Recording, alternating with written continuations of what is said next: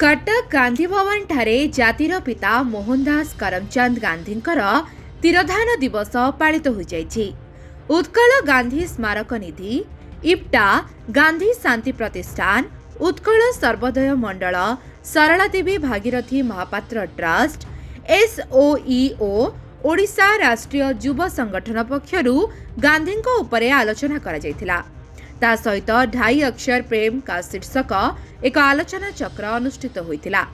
Doctor Jayant मंजरी रथंक अध्यक्षतार अनुष्ठित ए आलोचना चक्र परिवेशविद प्रफुल्ल सामंतरा, लोहिया एकाडेमीर संपादक देवप्रसाद राय, गांधी शांति प्रतिष्ठान राज्य सभापति मनोरंजन महांती, उत्कल सर्वोदय मंडल सभापति मिहिर प्रताप दास, रेभेन्सा विश्वविद्यालय डॉक्टर प्रियदर्शनी कर, सुशांत महापात्र, चित्तरंजन महांती, जुगल किशोर नायक, सुरेंद्रनाथ कर प्रमुख गांधी उपरे मंतव्य देथिले।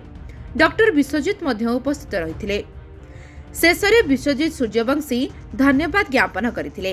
युवपीढ़ी पर वार्ता होची जे आमे पृथ्वी जो प्रकार हिंसा देखुचु, युद्ध देखुचु, घृणा देखुचु, ताकू आमे कोड़ी भाव में अवसान करिवो। गांधी को सत्याग्रह, गांधी को अहिंसा नीति को पालन करिवो। द्वितीय होची आमे समस्त मनीष हिसाब रे गांधी को विचार को लेके चली।